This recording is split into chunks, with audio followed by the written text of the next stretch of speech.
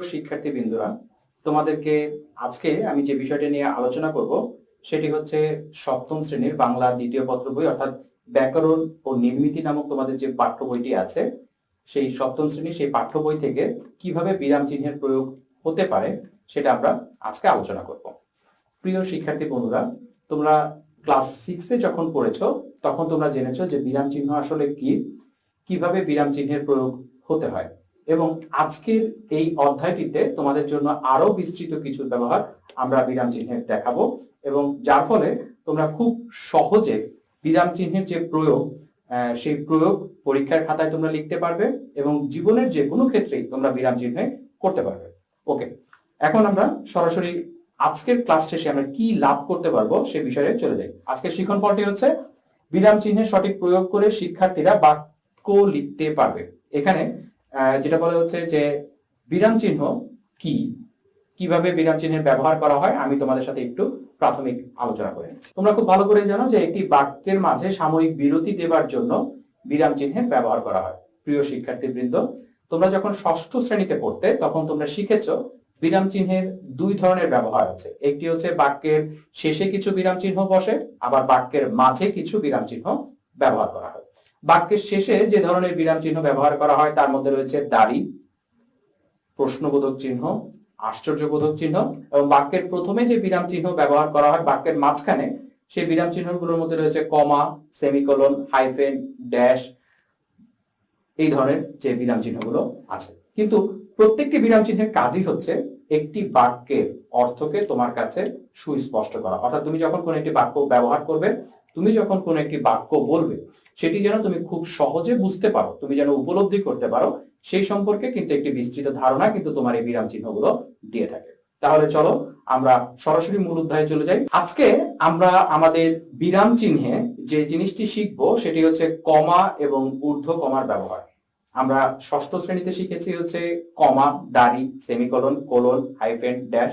আমি তোমাদের জন্য একটু প্রাথমিক ধারণা দিয়ে দিই। সেটি হচ্ছে দাড়ি। যখন তুমি কোনো একটি বাক্য বলবে, বাক্য বলার পরে তুমি সম্পূর্ণ মনোভাব প্রকাশ হয়ে গেলে তখন তুমি কিন্তু দাড়িকে ব্যবহার করো। প্রশ্নবোধক চিহ্ন, কোনো কিছু জিজ্ঞাসা করলে তুমি প্রশ্নবোধক চিহ্নের ব্যবহার করো। যখন তুমি তোমার কোনো মনের বিস্ময় বা আবেগ প্রকাশ করতে চাও তখন তুমি আশ্চর্যবোধক চিহ্ন প্রকাশ করো। দুঃখ, আনন্দ, হতাশা এগুলো প্রকাশ করার ক্ষেত্রে তুমি কিন্তু বিস্ময়বোধক চিহ্নের ব্যবহার করছো। এরপরে কমা ব্যবহার করছো বাক্যে সাময়িক বিরতি প্রদান করার জন্য। একই ধরনের বাক্য বারবার ব্যবহার করার জন্য তুমি কমা ব্যবহার করো। এরপরে আসো হচ্ছে তুমি সেমিকোলন, কমা থেকে সামান্য বেশি সময় থামার জন্য তুমি কিন্তু সেমিকোলনকে ব্যবহার করো। দুটো পৃথক বা একই রকম বাক্যের মধ্যে সংযোগ করার জন্য তুমি ড্যাশকে ব্যবহার করো, এবং দুটো সমাসবদ্ধ পদকে বিচ্ছিন্ন করে দেখানোর জন্য তুমি কিন্তু হাইফেন ব্যবহার করো।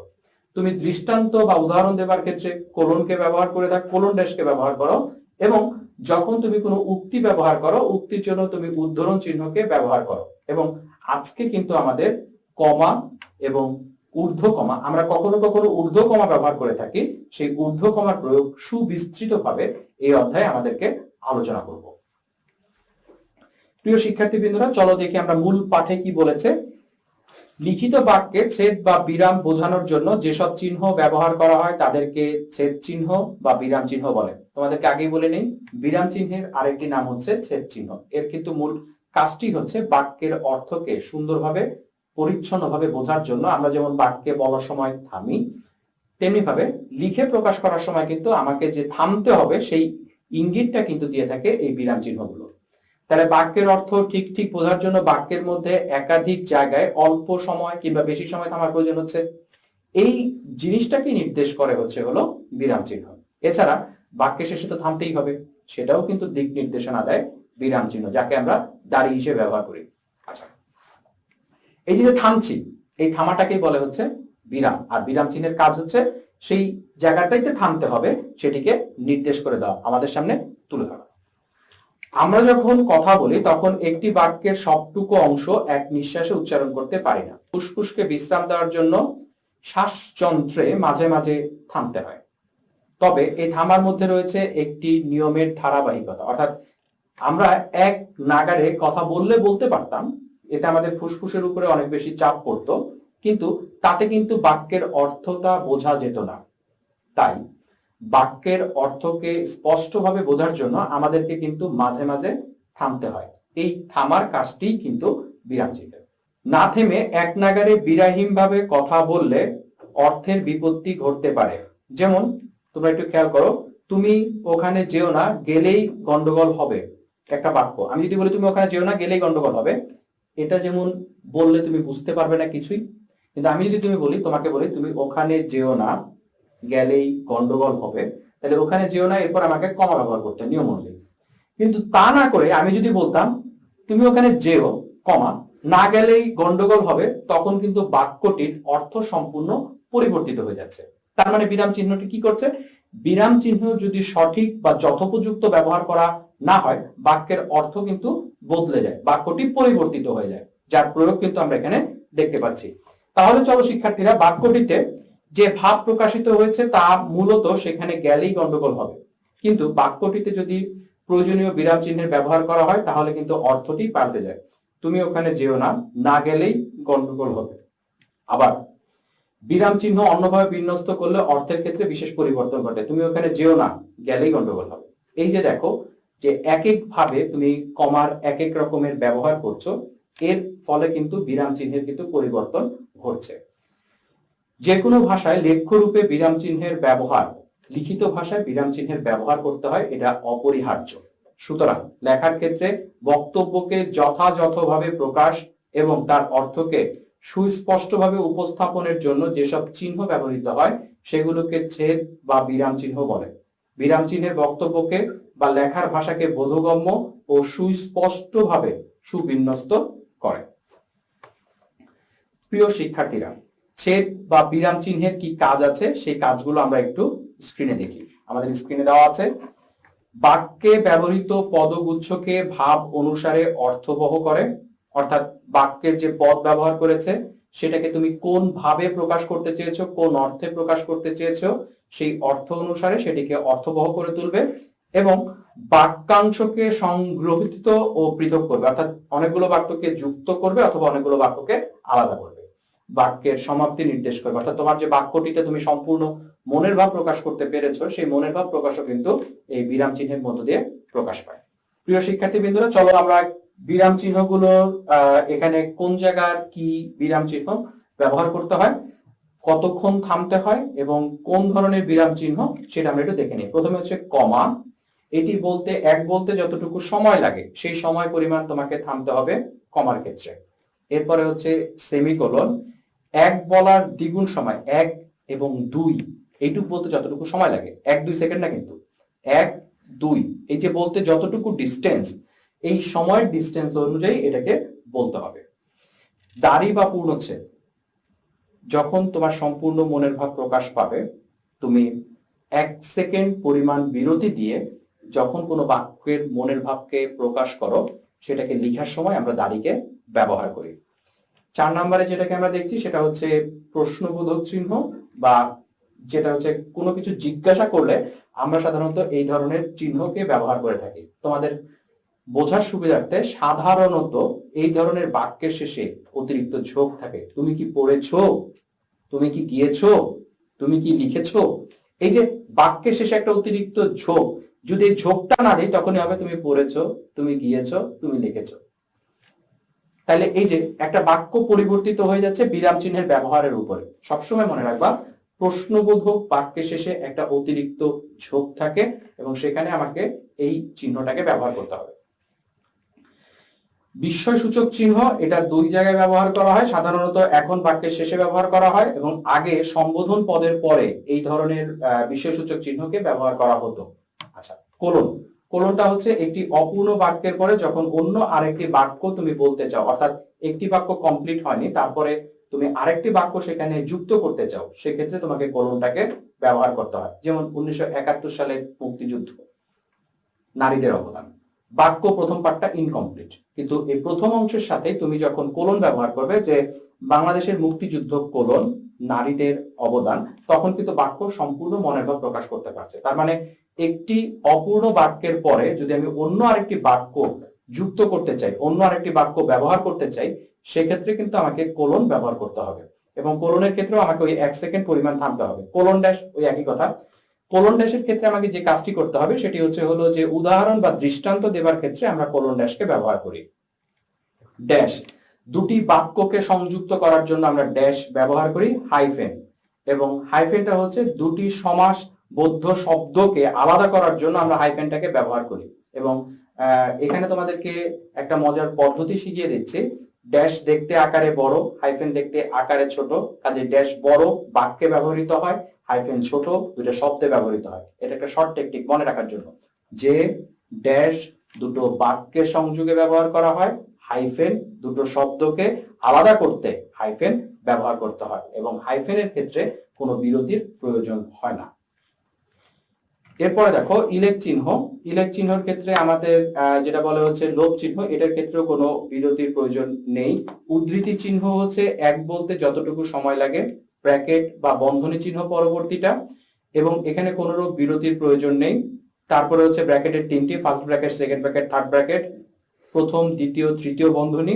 এবং এরপরে দেখো যেটা হচ্ছে ধাতু নির্দেশক চিহ্ন বা ধাতু দ্যোতক চিহ্ন, মানে ধাতু ক্রিয়ার মূল পদকে ধাতু বলে, ক্রিয়ার মূল অংশ বা ক্রিয়াপদের মূল অংশকে ধাতু বলে। যেমন চলন্ত, এই শব্দটার মূল অংশ হচ্ছে চল, তাহলে চলের আগে আমাকে এই টিক চিহ্নের মতো এই চিহ্নটাকে ব্যবহার করতে হবে, এটিকে বলা হচ্ছে ধাতু দ্যোতক চিহ্ন, এবং এখানে বিরতির কোনো প্রয়োজন নেই। পরবর্তী রূপবোধক চিহ্ন দেওয়া আছে, যেটা হলো তোমার ওই যে লেস দেন সাইনের মতো দেখতে অনেকটা অঙ্কের, আর পূর্ববর্তী রূপবোধক চিহ্ন যেটা গণিতের অনেকটা গ্রেটার দেন সাইনের মতোই দেখা যায়। আচ্ছা, সমান চিহ্ন এটাও দেওয়া আছে। বর্জন চিহ্ন, এখানে তিনটা ফোঁটা দেওয়া আছে। যখন তুমি একটা বাক্য শেষ করতে চাচ্ছ না, তুমি বাদ দিতে চাচ্ছ, তখন বাক্যের শেষে তুমি মাত্র 3টি ফোঁটা ব্যবহার করবে। অনেকে 5-10টা ফোঁটা রেখে দেয়, তা কিন্তু না, 3টি ফোঁটা দিলেই বুঝতে পারবে যে তুমি বাক্যের আরো কিছু অংশকে তুমি বাদ দিয়ে গেছো। যখন মনে করো তুমি কোনো একটা বক্তব্য লিখছো, সেই বক্তব্য লেখার সময় অনেক কিছু লিখতে হবে তোমাকে, সেটা না লিখে তুমি প্রথমের একটু শেষের একটু লিখলে, মাঝখানে তুমি 3টা ডট বা 3টা বিন্দু ব্যবহার করলে, এই চিহ্নটাকে বলা হচ্ছে বর্জন চিহ্ন। এবং শুধুমাত্র একটা বিন্দু যেখানে ব্যবহার করা হয় সেটা হচ্ছে সংক্ষেপণ চিহ্ন, যেমন PhD, এই ডিগ্রি লেখার ক্ষেত্রে পি এর পরে একটা, এইচ এর পরে একটা, ডি এর পরে একটা। এই যে তোমার বাক্যকে বা শব্দকে সংক্ষিপ্ত করছি, শব্দকে সংক্ষিপ্ত করার ক্ষেত্রে আমার এই বিন্দু চিহ্নটাকে ব্যবহার করতে হবে। চলো শিক্ষার্থীরা আমরা কমার ব্যবহার দেখে নিই। কমাকে বাংলায় পাদচ্ছেদ বলা হয়, এবং কমার মূল কাজ একটি পূর্ণ বাক্যকে ভাবানুসারে একাধিক অংশে ভাগ করা। রচনায় দাঁড়ি, যে কোনো রচনায় দাঁড়ি, অন্য সব বিরাম চিহ্নের মধ্যে কমার ব্যবহার সবচেয়ে বেশি। কমা সংশ্লিষ্ট পদের নিচের দিকে ব্যবহার করা হয়। রচনার ধরন এবং ভাবের পরিস্ফুটনে লেখকের আকাঙ্ক্ষার উপরে কমার ব্যবহার নির্ভরশীল, অর্থাৎ লেখক কোন জায়গায় থামতে বলতে চাচ্ছেন, বক্তা কোন জায়গায় থামতে চাচ্ছে, তার উপরে কমা নির্দেশিত হবে বা তার উপরে কমা নির্ভর করবে। আচ্ছা, এটি বিরতিকাল এক বলতে যতটুকু সময় লাগে ততটুকু সময়। কমার ব্যবহার বাক্যের অর্থ বিভাগ দেখাবার জন্য যেখানে স্বল্প বিরতির প্রয়োজন সেখানে কমা ব্যবহার করা হয়।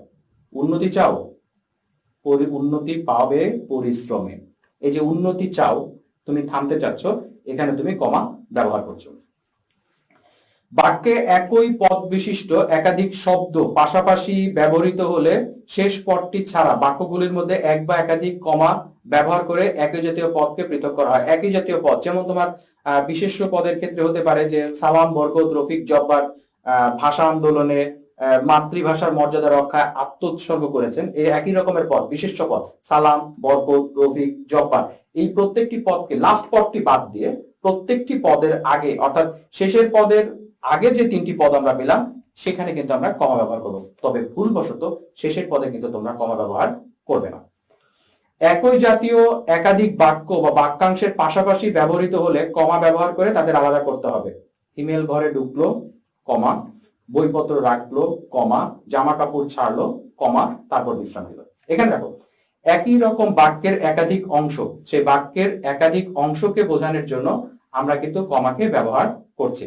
আচ্ছা, প্রত্যক্ষ উক্তির পূর্বে কমা বসে। ওই যে যেটা খুব সহজ কথা, যে কারো কথা সহজ সরল বক্তব্যকে তুলে ধরা হলে প্রত্যক্ষ উক্তি।